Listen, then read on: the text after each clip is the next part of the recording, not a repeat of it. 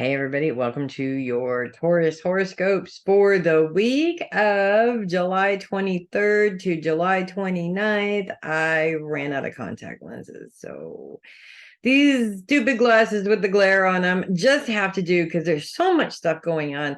I just can't take them off and not I can't see what's going on. Unfortunately, I am that blind. So it is going to be a little bit of a crazy week this week because, of course, we have some moon action in Scorpio, which is completely opposite of you guys. And that's going to cause a little bit of a challenge there with the moon bumping into Leo, which is, I'm sorry, I keep saying this. I said it the last video and I said it wrong in this video. We have the sun moving into Leo, which is another fixed sign, which is going to line up with the planets in your sign in a difficult way also. There's literally just like all this craziness, this crazy chaos going on, and your ruling planet Venus goes retrograde right at the beginning of the week. Just boom, Sunday, bam, she's retrograde. And let's just get all the little love issues there out on the table, which, by the way,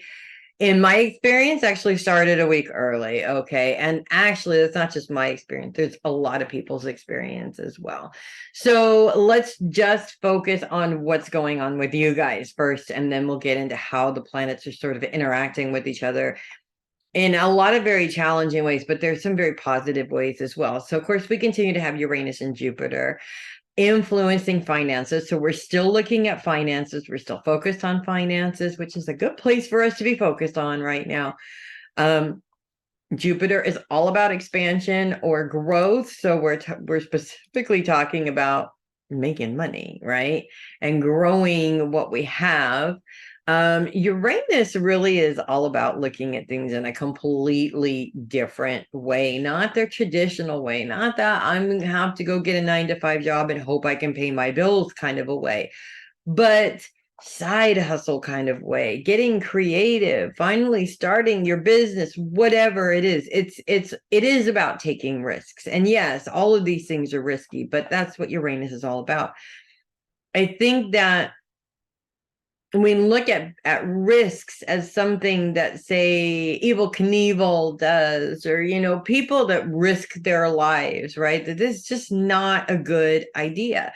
But honestly, if you ask any financially successful person, chances are they're going to tell you that they took a risk or two in order to get where they needed to go. Because if they had played it safe, chances are they would have never made it where they are. So it is a double-edged sword. Yes, it could go either way, but with the traditional way, there's no guarantee with that these days either. So look at it this way, you're going to try. It doesn't matter which way you go. You might as well do something a little different and just see what happens. You never know, right?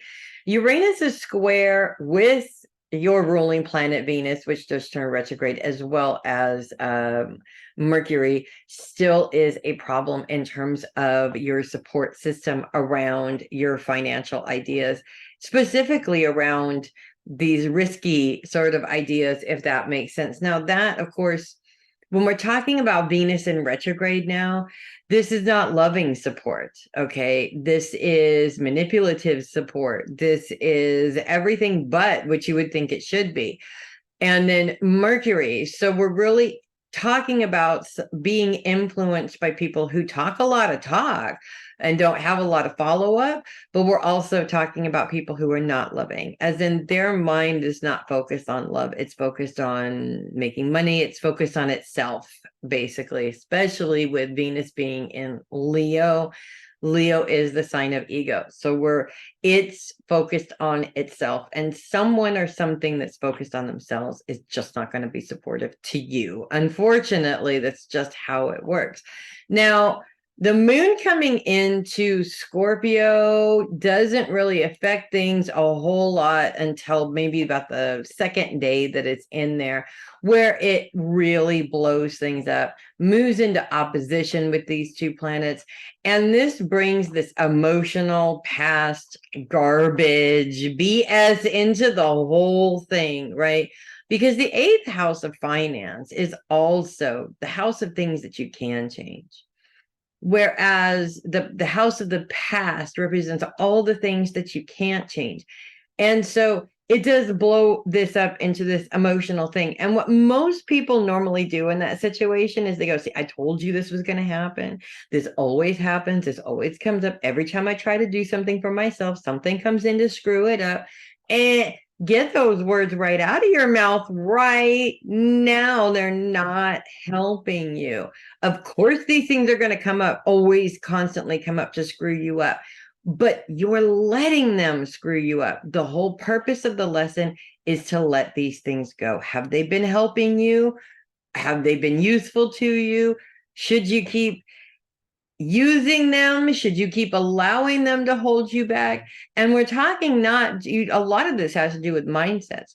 A lot of this has to do with preconceived ideas that were given to you. You didn't even say, yes, I'd like that. It was just given to you. And you don't need to hold on to it. You can let it go. The truth is, you can get the worst news in the world and react in anger and disbelief and chaos and make yourself sick over it and have a horrible day.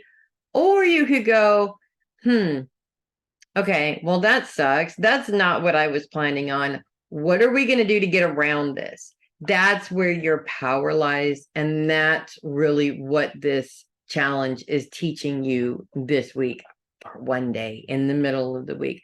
We also do have a grand sextile with Uranus, Pluto, and Neptune. So we're continuing with that.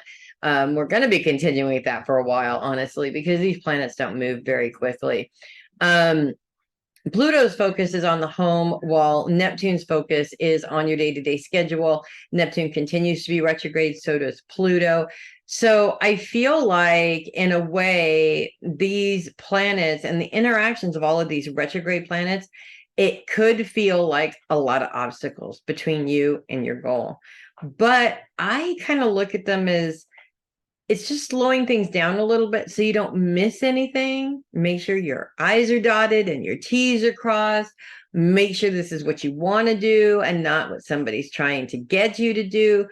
It's literally slowing things down to make it easier for you to make the right decision and to keep going in the right direction, regardless of the obstacles. So yeah, there's a lot going on for you guys, but actually, really, I mean, even though a lot of it is challenging, it's very positive. You guys have been through much worse than this, and I have faith that you guys will be able to get through this no problem, because honestly, it's nowhere as bad as where we've been before, right, guys?